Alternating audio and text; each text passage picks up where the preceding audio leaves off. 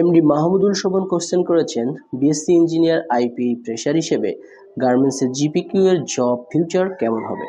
তো আমি প্রথমত আপনাকে বলতে চাইবো, যেহেতু জিপিকিউ শব্দের অর্থ guideline for production and quality, যেটা বাইরের রিকোয়ারমেন্ট অনুযায়ী প্রোডাকশন এবং কোয়ালিটি টিমকে গাইডলাইন দিতে হয়, সেক্ষেত্রে এই বিষয়ক বাস্তবিক জ্ঞান থাকা আপনার জন্য অত্যন্ত প্রয়োজনীয়।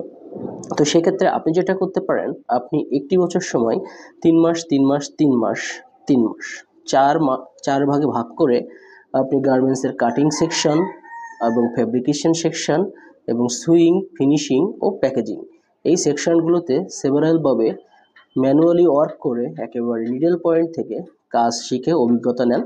দেন আপনি জিপিকিউতে জয়েন করেন। তাহলে এখান থেকেই আপনি বাইং হাউস অথবা একটি ফ্যাক্টরি ম্যানেজার হিসেবেই কিছুদিন কাজ করার পরে চাকরি নিতে পারবেন। তো আশা করি বুঝতে পেরেছেন। অন্য কোনো প্রশ্ন থাকলে কমেন্ট করে জানাবেন।